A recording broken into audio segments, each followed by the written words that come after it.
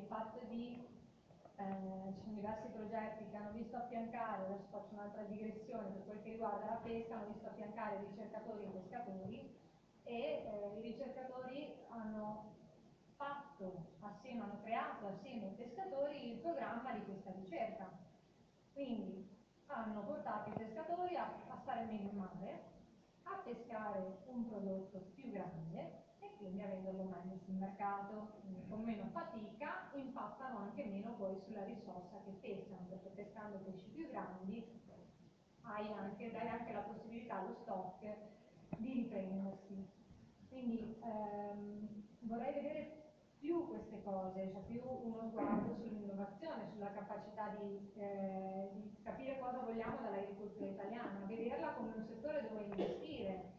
Anche le banche si sono adeguate a questo meccanismo qua. Le banche fanno zero credito all'agricoltura, perché l'agricoltura non è un settore dove puoi lucrare, è un settore dove comunque la banca ci guadagna poco, quindi anche dare gli investimenti agli agricoltori non è così facile per le banche, purtroppo. E stiamo cercando di lavorare anche su questo, tra l'altro perché in Commissione Agricoltura c'è in corso adesso un'indagine conoscitiva per quel che riguarda proprio i finanziamenti alle imprese agricole, perché è un problema, cioè vengono trattate come se fossero imprese metalmeccaniche o imprese di servizi, ma l'agricoltura non ha questi ritmi qua, deve stare ad altre leggi, per cui devi valutarla in maniera diversa chiaramente. Quindi si sta lavorando anche su questa cosa. E poi tra l'altro, sempre a proposito dell'innovazione, c'è stato un esempio collegato con la canapa che mi è piaciuto molto e mi è rimasto impresso, è il fatto che la canapa viene usata anche appunto nell'edilizia, no? E mi hanno raccontato di un palazzo a Venezia che era affrescato all'interno delle stanze, aveva questo problema delle infiltrazioni d'acqua chiaramente con le sudazioni di sale poi sulle pareti. E che cosa hanno fatto loro per salvare la parte affrescata? Hanno tolto l'affresco, hanno dato dei passaggi di canapa e calce e poi hanno reintonacato e riapplicato gli affreschi, vedendo che nel tempo hanno tenuto bene, quindi non sono venute fuori poi le infiltrazioni. Poi chiaramente bisognerà vedere tra tanti anni, però questo è quello che ci serve adesso. Non so se ho reso l'idea, il fatto di pensare in maniera diversa, il fatto di trovare delle risposte diverse. Okay. Posso aumentare il mio intervento ultimo, l'ultima che complimenti innanzitutto per la tematica, è rara, diciamo. E io sono venuta a conoscenza recentemente del campo dell'edilizia, perché ho conosciuto un importatore dalla Francia e appunto diceva che il materiale ha molti vantaggi, tra i quali anche essere molto affidabile, quindi va benissimo per questo caso che hai appena descritto, in cui un intervento musicale. E poi anche è isolante, è un buon isolante. Sì, garantisce sia d'inverno l'isolamento termico, ma anche d'estate, perché in qualche modo, grazie diciamo, alla combinazione con la calce, di fare massa termica, che è quello che serve d'estate. Quindi non è tanto lo spessore, ma la densità del materiale, che viene appunto dato con una percentuale giusta di calce. E lì hanno già diciamo, un campionario che a seconda diciamo, del luogo, no? Dei parametri climatici, poi si consigliano i prodotti più adeguati. Quindi volendo, cioè c'è già questa tecnologia e in più mi dicevano che sono riusciti anche a fare con solo questo materiale, perché viene lavorato a tutto, quindi è anche facile da stendere il cantiere, e hanno fatto anche 8 piani a Milano, quindi abbiamo già degli esempi in casa. Quello che invece volevo fare io di domanda è se è stato fatto un prototipo, tra virgolette, di business plan, cioè valutare la resa di questo tipo di coltivazione, cioè tenendo conto i rischi che ci sono, che prima il coltivatore certificato biologico aveva detto che ha per esperienza soldato per il fatto del materiale,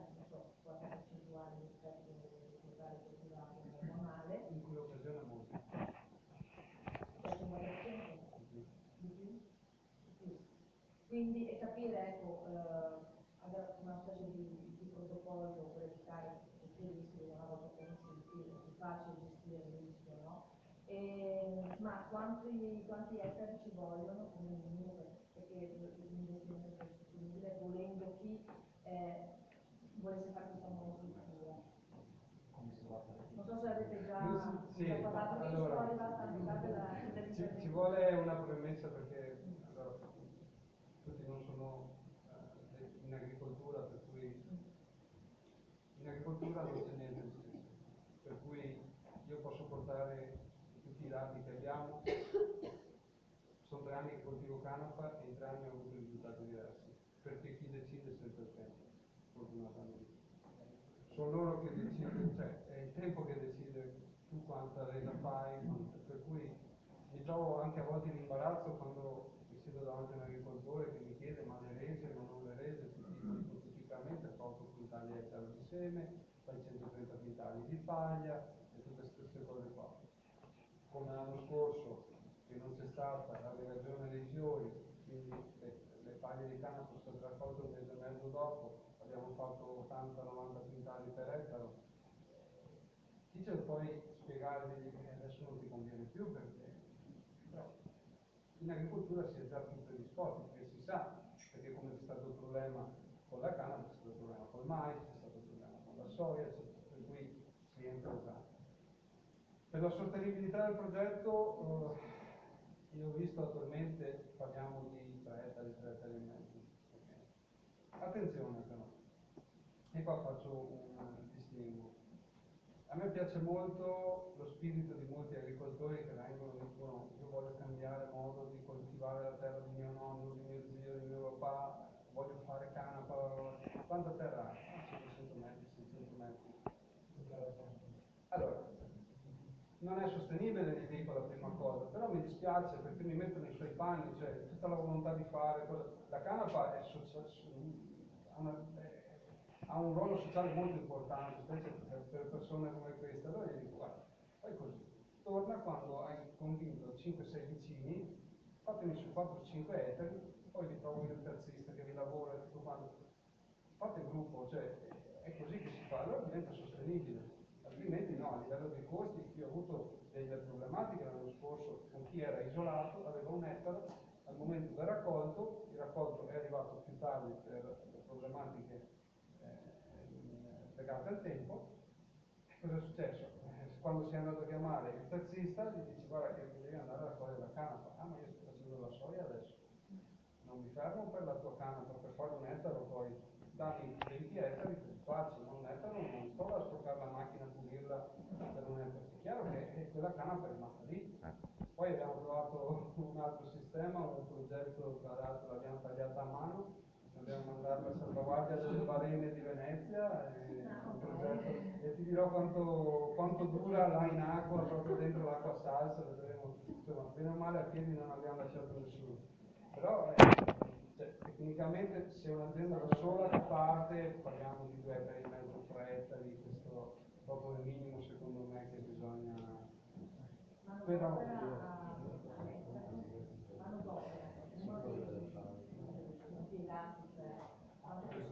anche uno, cioè, stiamo parlando di aziende che comunque si produce con le macchine attualmente la canapa, si raccoglie con le macchine, per cui tecnicamente, cioè, io nei miei campi c'è il mio papà ancora a mano, noi siamo un caso a parte, io anche se non vado a raccolto, a me serve per portare gli agricoltori a vedere di cosa c'è. Io ho un altro concetto, ok, non è la mia quantità di canapa quella che poi mi dà da vivere, da mangiare, per cui faccio un altro tipo di agricoltura, però chi fa 3 ettari ha tutti i macchinari per farlo, quindi una persona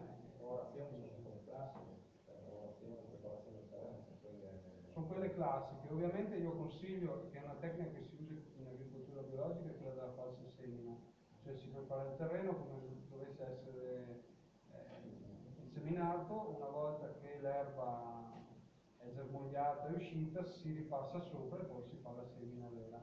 Questo permette di tenere l'erba bassa. Tenete presente che quando la canapa prende in 10 giorni, 15, se le condizioni sono buone, fa 25-30 cm. Per cui mettendola avvicinata io consiglio un 17-19 cm di interfila, copre, quindi erba dopo la guardi sotto così e non ne vedi perché lei va a coprire. 25 cm in 10 giorni? Sì, anche in certe occasioni ho visto anche di più, in altre meno, ma Dovrei sfidare con la soia? sì. Guarda, 5,50. No, io consiglio come il grano. Che tipo di terreno? Terreni sciolti, non troppo argillosi e che non facciano crosta ovviamente perché la canapa va seminata a 1 centimetro massimo, quindi non riesce a partire. Se fa crosta quando la canapa è all'incirca 10 centimetri non c'è più problema. Io ho seguito aziende l'anno scorso dalla Puglia alla Val d'Aosta, per cui Si adatta. sì, no, guarda, si sposa, cioè l'Italia è predisposta ad accogliere la cultura della canapa, perché veramente abbiamo dei territori. Poi ovviamente in Campania stanno riqualificando una varietà che si chiama l'eletta campana, che hanno ripescato queste sementi e le stanno piantando ed effettivamente si vede che è la canapa giusta nel posto giusto. Ok? A Carmagnola fanno la Carmagnola, cioè, il nome è dato addirittura dal posto dove viene coltivata e lì viene che è una meraviglia, parliamo di 5 metri e mezzo, 6 metri. La stessa Carmagnola l'abbiamo piantata nel Fucino e anche lì ha fatto 5 metri e mezzo, 6 metri, ha trovato delle condizioni abbastanza simili. Avete fatto 130 quintali? No, abbiamo fatto 240 quintali, ma non l'abbiamo detto prima per non... Ma questo è di seme o di paglia. di paglia? Allora, cioè la raccolta si fa in due... Non vorrei dilungarmi proprio su cose tecniche, le spiego molto rapidamente. Ci sono due tipi di canapa, la diorica, come ho detto prima, che sono varietà italiane, cioè maschio e femmina nello stesso campo, e la monoica, che sono le varietà francesi. Queste sono monoiche, quelle che si usano per l'alimentazione. Ossia, nasce maschio e diventa femmina poi la pianta, ok? Si autofeconda praticamente nella stessa pianta. Una è più adatta da fare paglia perché quindi si ha una struttura molto più alta, quindi più biomassa nel campo, l'altra rimanendo più piccolina e tutto è più semplice poi da raccogliere, quindi si butta a fare il seme. Non è detto però che quando si fa il seme non si possa fare anche la paglia, okay? Mentre quando si decide di fare paglia si fa solo paglia perché la canapa si pianta molto presto, viene molto alta, con le meticrede non si va più dentro. Anche se ci sono degli ibridi di meticrede che troveremo quest'anno che sembra che possano fare anche della canapa da 5 metri. Fare seme, quello da fare seme e paglia che 1,80-2,50 massimo. Già su quei 2,50 si può. in caso qui si taglia solo questo. Sì, 1,40-1,50 si alza la trellia di più, non ce la fa, adesso ci sono dei prodotti che arrivano a 1,80, però quello è... Dopo la paglia si taglia sotto. La paglia si passa con la barra falsante, si lascia nel campo a macerare una volta e forse qualcuno quando non si è più coltivato canapa è stato ben contento perché erano veramente, non so se avete visto dei filmati dell'epoca, quando prendevano questi fasci, li mettevano in acqua con le pietre sopra, 40 giorni poi li ripescavano tutti bagnati, cioè era un lavoraccio non da poco. Adesso con l'industrializzazione, quindi gli impianti, la canapa va lasciata un mese in campo a macerare, non parliamo del seme, parliamo della paglia, un mese in campo, lì si macera e poi viene imballata e mandata in impianto. Molto più semplice. Si macera se piove. No, basta anche il sole, guardi. Infatti si fa ad agosto. Si lascia essiccare perché si lascia lì per un mese. La pioggia è meglio che non ci sia, perché dobbiamo portarla a una umidità inferiore al 10%. Per cui se non piove è l'ideale. Per cui si taglia i primi di agosto, si va in ferie e a fine di agosto si viene in bagno. Per cui spero che non si sa andare in ferie. Si fanno balloni? Buonasera, sempre rivolta al signore. No, con uno sguardo al futuro volevo sapere se come associazione vi auspicate anche delle riforme sia legislative sia però di cambiamento diciamo culturale verso un ampliamento magari nel settore medico-sanitario e ricreativo eventuale perché potrebbe avere un incremento di mercato e potrebbe essere utile a voi oppure siete focalizzati su questa canapa industriale? Sì, non vorrei toccare un tasto spinoso adesso, no. No, io Ecco. per me non è spinoso onestamente. distacco anche sempre un po' non dalla mia associazione che è Associazione Naturale, ma dall'associazione nazionale che magari è più cauta proprio per il ruolo che riveste nelle cose. La canapa è terapeutica di natura, per cui anche in questa forma è terapeutica. Ovviamente questo è un integratore alimentare all'olio, gli altri sono alimenti. Noi dobbiamo parlare in questa veste. È chiaro che qui ti parlo veramente con il cuore in mano perché ho visto dei risultati pazzeschi sui miei clienti che vengono a prendersi i nostri prodotti e funziona. Per cui per me, quando si sbloccherà tutto l'iter per quanto riguarda la legge sulla canapa terapeutica, sarà veramente un momento molto importante, in primis per me, ma poi per tutti quelli che potranno usufruirne, perché io parlavo, noi questa qua dobbiamo farla fare Repubblica Ceca, la nostra canapa fatta in Repubblica Ceca perché in Italia non la potremo fare.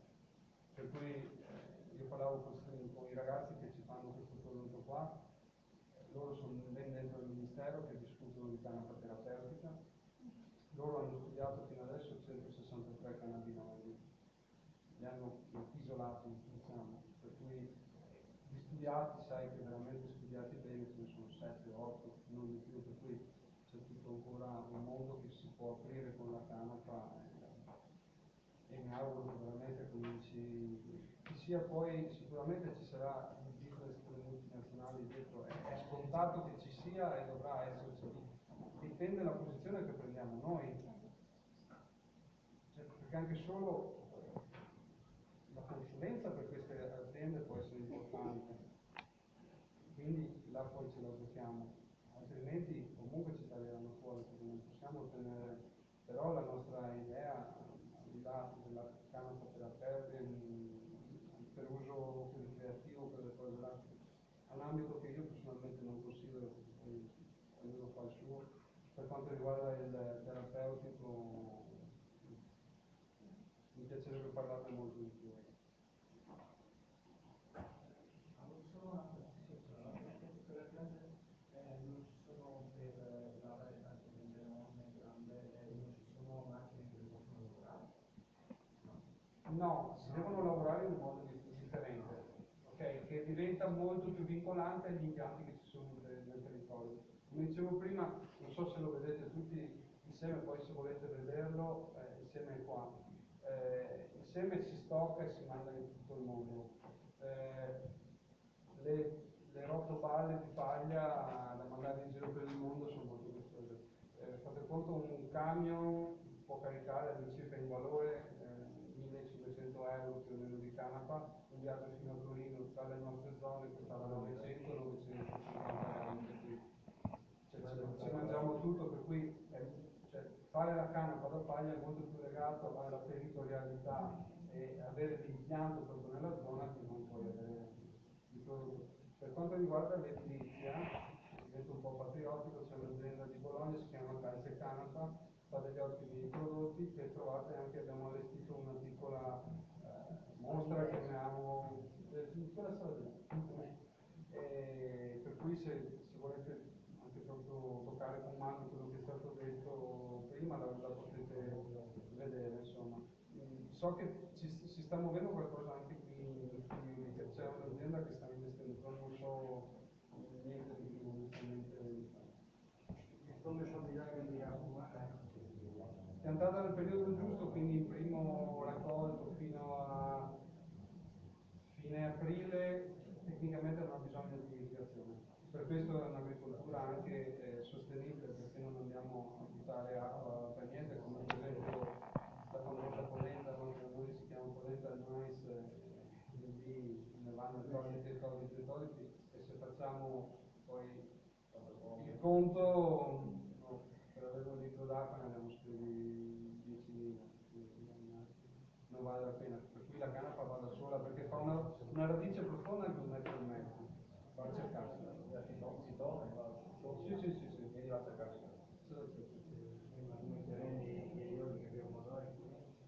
Qui bisogna capire il terreno, bisogna vedere, fare delle prove, le prove costano sempre, ci si rimette sempre, però si pianta delle basi importanti per il Si può fare delle prove parcellari sacchi di sementi sono 25 kg, si copre circa 6.000 metri. Uno può decidere di comprarlo o farsi la piccola parcella. Adesso mi sembra Da chi è alta? 35. Ecco. Sì. Sì, sì, no, no, ma si può fare così. Puoi fare domande oppure... Allora, coltura della canapa è come un'altra qualsiasi coltura. Si comporta come il mais tutto quanto. Quello che si consiglia è, ed è un foglio che noi forniamo agli agricoltori, di compilare un modulo dove si avvertono le forze dell'ordine più vicine al territorio e in quella zona si sta coltivando la canapa. Semplicemente questo. È una cosa che noi chiediamo di fare perché è importante, proprio per, si è vinto proprio che non tutte le forze dell'ordine sono arrivate alla conoscenza di, per cui anche solo portare una carta si muove un meccanismo di uno dice come si pianta canapa, ma da quando, ma da cosa, da come, e va a informarsi. Molti marescialli, soprattutto nella zona di San Giovanni, mi chiamavano, ma come, ma mi hanno detto che fa riferimento a lei, allora volentieri noi spieghiamo le cose, anche se dovrebbero essere informati, però sappiamo che magari le carte si fermano un po' più in giù, non arrivano magari proprio fino a qua e si fa fatica. Da me sono venuti, hanno fatto il controllo, erano in 8, hanno fatto il controllo, ma è stata una chiacchierata tra, non dico una chiacchierata tra amici, loro mi avevano fatto l'analisi, avevano visto che così, ho detto guarda che questo tipo di analisi l'ho fatto in aeroporto, non l'ho fatto in un campo, cioè capiamoci cosa state facendo, cioè, e questi si sono anche un po' imbarazzati giustamente perché pensavano di essere nel metodo corretto, però è stato il momento in cui hanno capito come andava fatto. Sì, perché prendo magari un pezzettino di 2000 metri, così per vedere l'andamento. Sì, ma guarda, io non... anche due, no, sono 3 anni che non ci Nel mezzo del mais, trovano due file, qualcuno ha sbagliato la fila del mais. Metta di Cietta di dietro l'autostrada non le chiederà niente a nessuno, Se non mette la scarica è normale che arrivi. Sì, a me mi interessava il fatto che si può piantare per bonificare i terreni, no? Quindi, perché è una questione poi importante in questo mondo tutto inquinato. Dopo, ovviamente, quella che è stata piantata, è una domanda banalissima, però quella che è stata piantata, poi faranno paglia o qualcos'altro, non può essere commestibile, giusto perché assimilerà le proprietà. Ah? Neanche non può essere usata la fibra e neanche il canapolo, perché comunque estrae metalli pesanti. Ecco, ok. Però estrae metalli pesanti dal terreno. Guarda, io abito non lontano da Porto Marghera, quindi figurati che sogno al mattino di aprire le finestre e vedermi tutta la canapa che bonifica dal Porto Marghera. Ma sono state fatte sicuramente condotte delle prove, gli agenti inquinanti che riesce a bonificare, insomma, ha uno spettro, c'è un range oppure qualsiasi, fuori che liquidi, petroli. Molti. Tieni conto che anche un progetto grosso che è stato fatto, soprattutto nella zona dell'Ilva, lì, adesso non mi ricordo quanti ettari stanno portando avanti, però tanti, è tutto in fase sperimentale e in fase evolutiva, per cui anno per anno si capirà sempre di più la bontà delle cose. Nella fattispecie quella canapa una volta raccolta viene bruciata poi per produrre energia. Sì. Possiamo discuterne perché io non sono molto contento di bruciare la canapa perché... Infatti il problema eventualmente sarebbe quello appunto di utilizzarla per biomasse, ma bisogna vedere che cosa reimmetti poi in circolo. Sì, esatto. Quindi il problema sarà sempre che Lo smaltimento. magari ti depura il terreno, ti bonifica il terreno di un inquinante X, poi però devi smaltire. Certo. In teoria non lo trasforma, bisogna vedere che inquinante è, però in linea di massa. Infatti sul discorso dell'uso della canapa per biomasse non l'abbiamo incluso Sì. Cioè, nel testo unificato lo trovi, però penso lo toglieremo. Perché è un mondo a parte anche quello, per cui non evitare poi di ostacolare magari il fatto che si dia una spinta finalmente alla filiera, Certo, probabilmente lo toglieremo. certo. Ci vogliono più stili perché Lo ringrazio. Sì, Non so se c'era anche sotto di classi di HCL sotto una specie di Sì, cioè con le sementi certificate. riesce a mantenere questo costante, sono il quarto ma già certificato. Cioè, essendo certificate vuol dire che sono state selezionate apposta, perché hanno un bassissimo tenore di THC. Tenete presente che nel seme non può esistere il THC, cioè, questo è privo di THC. Può esserci e c'è una piccolissima parte sicuramente per le contaminazioni che provengono nel momento della raccolta, cioè la foglia che va dentro, contamina, cioè è un discorso di contaminazione ma non di contenuto. Mi sembra che tiene THC. No, Ma di solo, Ora è nella persona, è nella foglia. non proprio, più che altro è complicato, sì. Da spiegare perché è molto tecnico. Nel seme non c'è. Comunque non c'è nel senso. è pianta solo con la fissatrice, quindi va greening, quota greening. Questo Perché mi sembra di sì, Perché l'hanno messo sì. sotto fissatrici, Però fino all'anno scorso no, se non sbaglio. piante dovrebbero essere considerate una quota greening. Ma noi l'avevamo proposta anche in agricoltura proprio per il sovescio, cioè siamo lì per capire anche noi, insomma. A me la danno quelle Quota greening. Chiesto da regione a regione o una cosa? nel senso che ho fatto generica, viene anche considerata con la quota. Che tipo di macchine si usano per i semi lavorati? Cioè, sono macchine diverse, particolari? Per raccogliere il seme? Sì, per lavorarlo, per poi, prima della trasformazione nelle varie tipologie di trasformazione che ci sono, che macchine si usano per creare i semi lavorati? È molto più facile ottenere questi prodotti qua, ok, quindi prodotti trasformati, che ottenere questo. Per qua ci sono delle tecniche culturali da seguire alla lettera. Qui ognuno può fare un po' di testa sua, poi per fare prodotti di grande qualità non un paio di maniche, però per ottenere un prodotto che sia pulito, che quindi abbia una bassissima contaminazione, che non abbia perossido, che non abbia acidità e tutto quanto, solitamente noi utilizziamo una barra da soia per la vegetazione. Prebbie ideali sono quelle con particolare assiale, quindi Come per la soia? sì, fa meno fatica poi a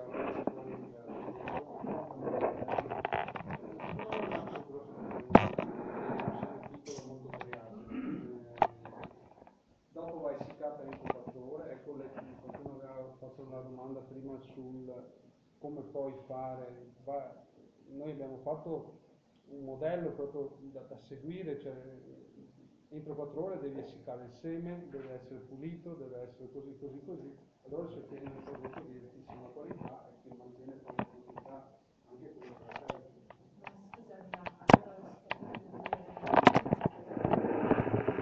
Voglio dire, se devo venire a montarlo, perché noi non abbiamo questo, devo portare in Veneto. Io ho l'essiccatore, onestamente, quello corretto che abbiamo fatto l'investimento proprio con l'essiccatore da canapa. In macchina c'è nessuno da venire qua, caricare un camion, portarlo giù, in 3 ore ci sei, voglio dire, per cui rientri dentro le 4 ore, che poi non sia fisicamente sostenibile, sono d'accordo. Diciamo che di tutti i macchinari che servono, l'essiccatore non è quindi ci si mette d'accordo, ci sono 50 ettari in zona da fare, uno lo compra per tutti. Parlare di cooperativa è sempre complesso, spesso sulle mie zone, ok, perché hanno fatto tutto una brutatina, però fare una sorta di cooperativa, cioè dire compriamo una macchina E la gestione. e anche questo diventare anche agricoltori attori, cioè Certo. non ascoltiamo più quello che dicono i consorzi, che dicono cioè pianta questo, poi quello, poi porta questo qua, porta quello. Cominci a fare la tua agricoltura e quindi esci dal meccanismo che ti dicevo. Ma va a costare circa un essiccatore se ci dovesse essere questa intenzione? Guarda, giù a Taranto ne abbiamo mandato uno alla nostra amica Rachele con 6.000 euro, l'ha Sì, acquistato, vabbè, usato, una sì, sta funzionando. Ma è specifico o può bene con un Basta che sia statico, deve essere statico, non deve essere fermo? fermo, sì, perché il seme è troppo piccolo e non avere copri altrimenti non il seme. La problematica della mancanza del gasolio agevolato è stata risolta per la Canapa? Della mancanza del gasolio agevolato? Attualmente non mi sembra che abbiamo risolto qualcosa, però onestamente E con questo progetto di legge? Con questo progetto di legge si andrà anche a risolvere quella parte lì? Non c'è questa cosa, non è prevista. Eventualmente può essere uno Perché spunto il da gasolio agevolato? Per diverse colture c'è il gasolio agevolato. La Canapa manca, che sarebbe un incentivo ulteriore. Un'azienda non impara il gasolio agevolato.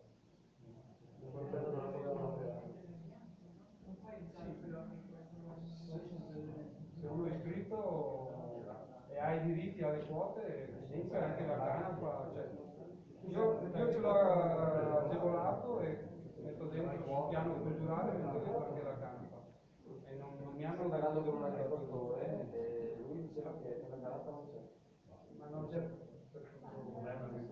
non è un agricoltore o non ha i titoli per avere Ah, per un fatto solo. può essere che cioè che sia un terzista o abbia dei cosi, quindi entra su altri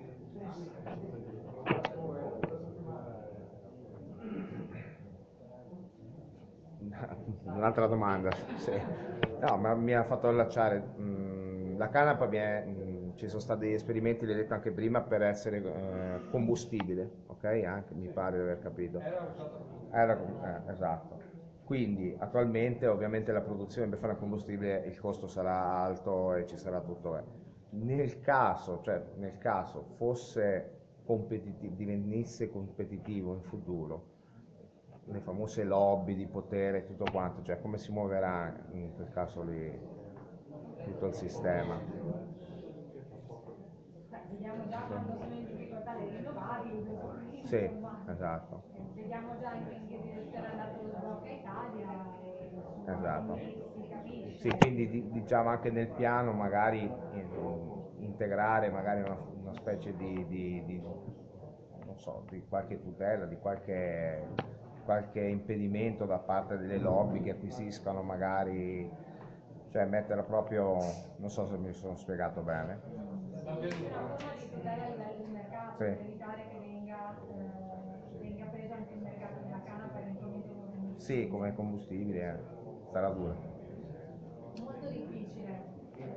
bisogna lavorare al contrario, sulla possibilità della gente di avere le informazioni giuste e poi fare le proprie scelte. È la via più lunga, però è la via migliore e quella che darà sicuramente il risultato.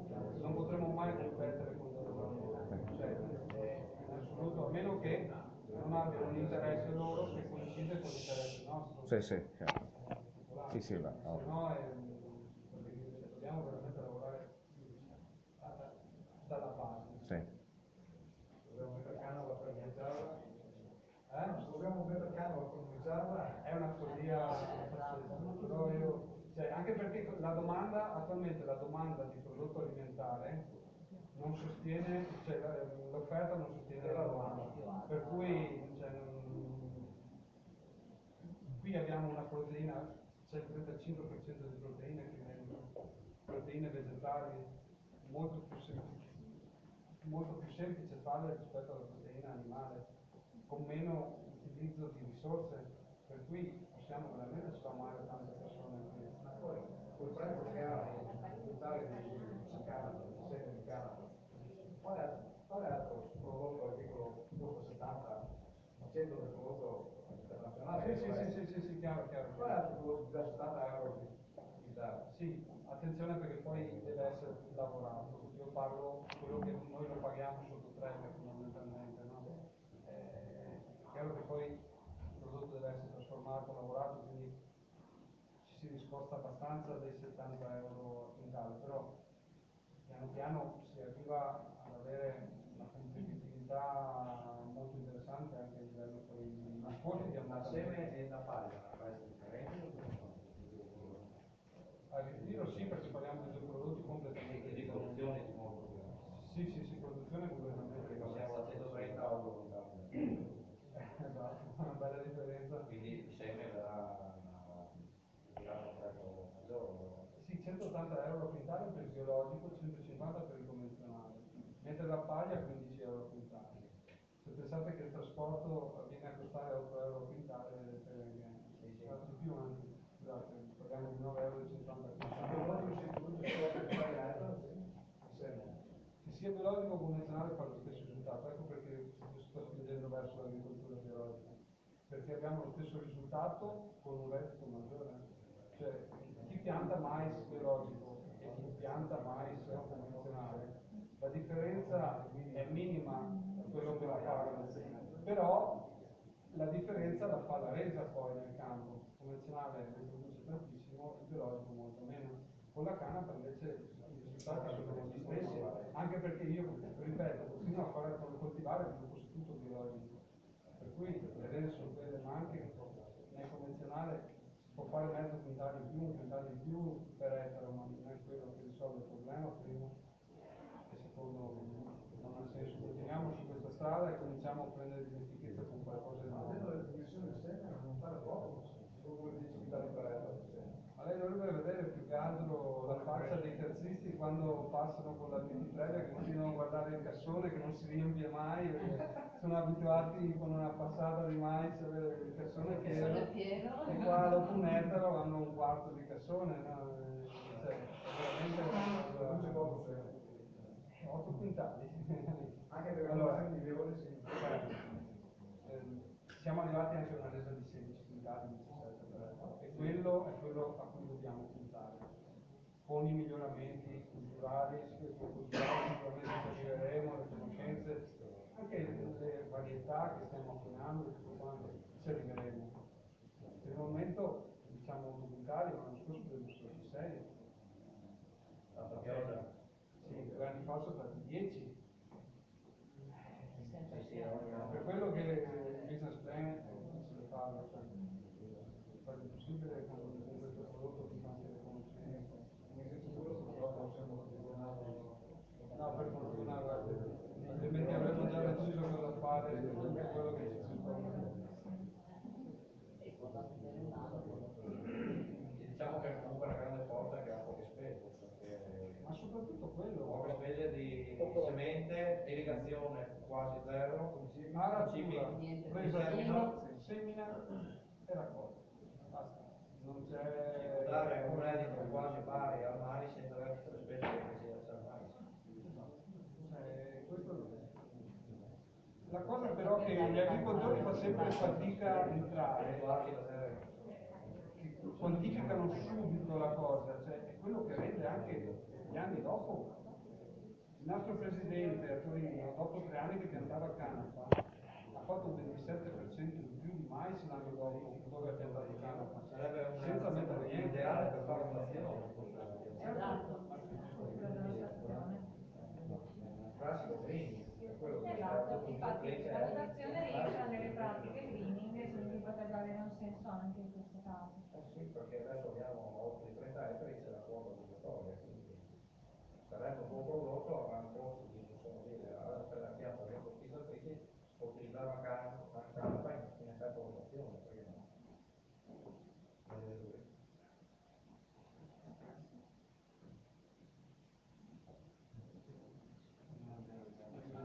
Andremo a vedere Avete già qualche coltivazione? No. C'è qualcuno che la coltiva qua vicino, si dicono. Allora, io ho sentito che ci sono delle coltivazioni, ho saputo che negli anni scorsi scorsi ci sono state grosse difficoltà, soprattutto nelle zone qua vicino, se non sbaglio. Io onestamente mi ero ripromesso, era anche Vittorio che ne avevamo parlato l'anno scorso, che sarebbe stato piacevole, però effettivamente non è semplice poi seguire. Io l'anno scorso mi sono trovato in una settimana a fare più di 4.000 km per seguire tutte le aziende frammentate in Italia. Quest'anno ho detto fermiamoci, seguo solo il Veneto e le aziende del Veneto. Non è qua vicino, non è che sia proprio Sì. Ma Credetemi che poi ogni volta che si noi andare a va. vedere. Io avevo ancora un problema di raccolta però con le macchine. Sì, infatti, ma è proprio lì che bisogna. Innanzitutto, noi adesso abbiamo cercato assieme a quel gruppo di Padova che è insorto, hanno acquistato una 23 e la stiamo adattando al meglio. È proprio quello che dicevo prima, non è un confronto ma una sinergia proprio che è nata proprio per cercare di aiutare tutti. Loro hanno realizzato, stanno realizzando un impianto poi per la lavorazione delle paglie, lavorazione un impianto mediamente copre una superficie di 500-600 ettari all'incirca. Anche se è tutto abbastanza relativo a seconda della stagione, della tipologia di canapa e tutto quanto, del tipo di essiccazione e tutto, però quella è la quota, per cui già sommando la nostra terra di quest'anno e la loro parliamo di 220 ettari, che ci sembra già una conquista, quindi arrivare ai 600 ettari siamo solo due. Se cominciamo a essere anche sparsi, ci vorrebbe qualcuno che nel territorio avesse veramente la volontà di seguirci, perché poi noi ci siamo anche per dare consigli, per far vedere come si fa e tutto quanto, non nascondiamo nulla perché vogliamo proprio che la cosa si diffonda sempre più.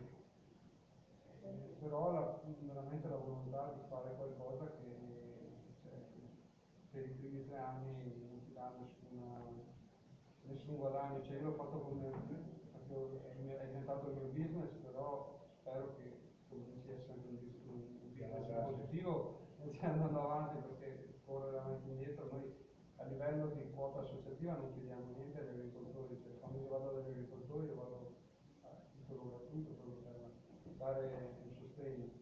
Non so per quanto potremmo ancora farlo, perché effettivamente Non si via da solo no, a partire. dico la verità, se io non avessi il prodotto da vendere non riuscirei a farlo, perché è costoso insomma comunque stare dentro l'agricoltore. Però ci vuole qualcuno che abbia idee simili alle nostre, che abbia voglia veramente portare avanti sul territorio qualcosa. C'è chi si occupa di leggi, c'è chi si occupa, serve anche qualcuno che poi si occupa degli agricoltori e che accompagna insomma.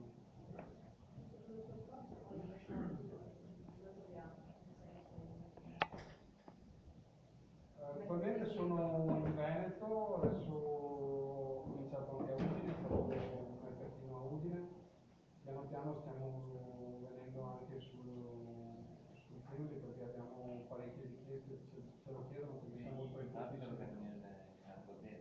Attualmente sì, a parte nel Veneto ho molti negozi che fornisco con il nostro prodotto, perché effettivamente trovare un prodotto made in Italy è molto difficile in questo ambito qua. Trovare per esempio anche un olio con la scritta vergine vuol dire che ha un'acidità inferiore all'1%, per cui posso essere onesto, non ce n'è, perché li abbiamo presi quasi tutti gli oli in circolazione, li abbiamo analizzati, partiamo sempre un 3% di acidi. Io ne ho provati gli altri, li ho provati appunto gli esteri, comprando la roba. Sì. Luisa, e poi il signore.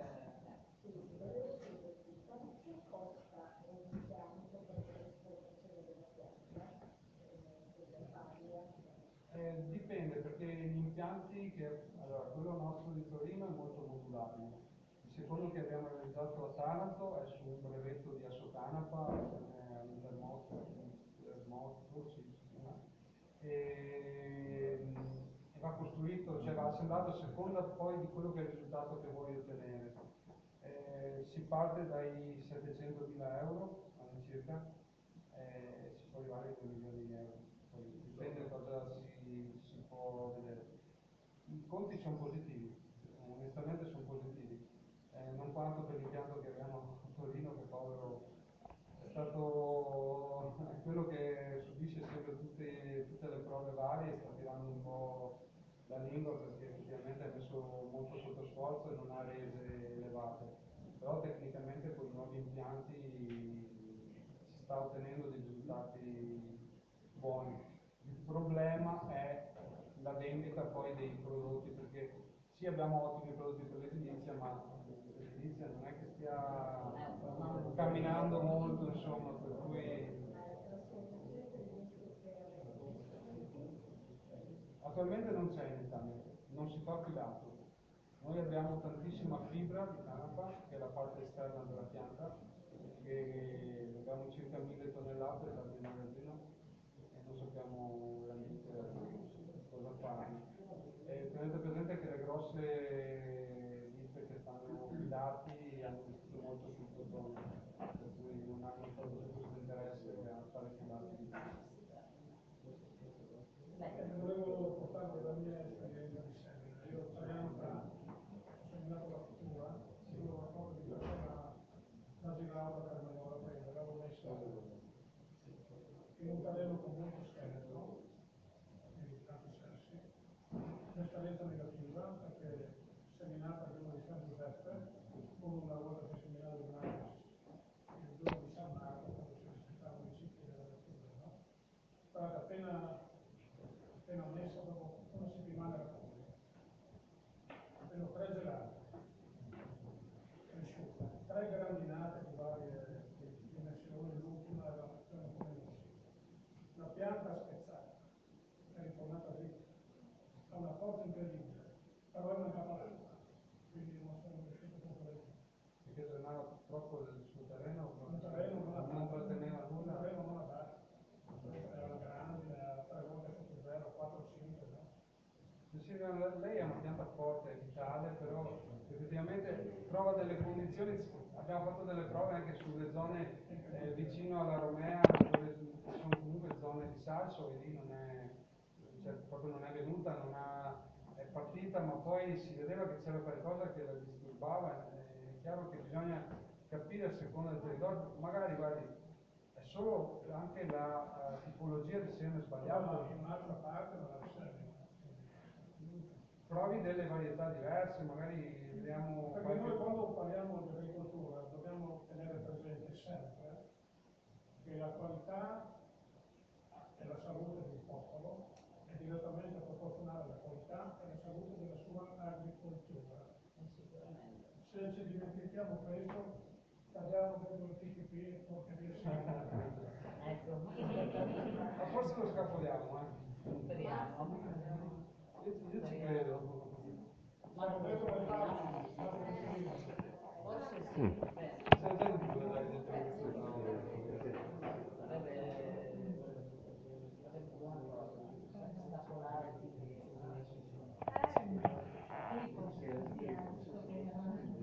E non solo quello. E non solo quello. Sì, ma se lavoriamo sulle basi, secondo me, può passare più difficile, può passare qualsiasi altra cosa. Siamo noi che facciamo poi, cioè, da dare della vita, questo è il concetto. Che come hai detto tu prima diventa un percorso un pochino più lungo, per cui poi nel tempo sai le conseguenze negative insomma si pagano, almeno a livello di impatti lo si può vedere tipo anche con gli accordi come quelli già fatti precedentemente in Marocco, già quello è un esempio. Per cui per quanto magari uno dice vabbè se c'è un mercato interno che salva le arance nostre ce la possiamo fare. Capito? Per cui se si evita è meglio, insomma. Sicuramente. No, no, ma capire dove sono. Pensano che non avrai poco. Cerchiamo di arrivare a questi 2 milioni di più, intanto poi vediamo, giochiamocela. Per comprare un semi, qui bisogna rivolgersi a Basso Piano. Sì, beh, sui territori che seguo io direttamente. Adesso io non sono ancora sementiere ed è per questo che forse prima si diceva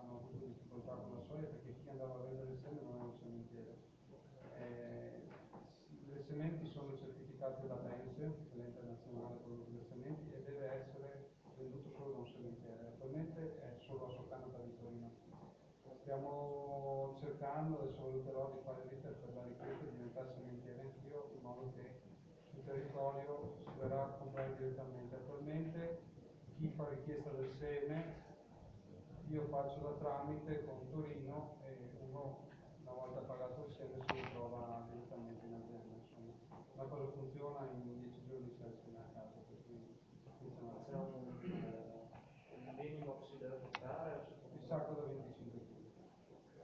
È quello che per legge è riconosciuto dalla legge. Ed è possibile avere magari un supporto tecnico, magari Sì, guarda, sul banchetto di là penso ci siano dei bigliettoni da dietro, noi li facciamo sempre abbastanza grandi. Sì, sì,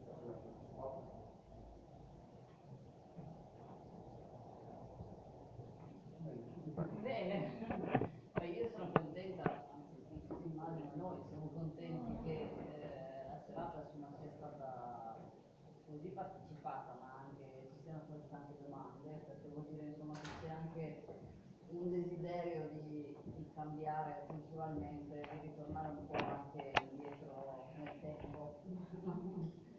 Io vi ringrazio e speriamo quanto prima di vedere approvata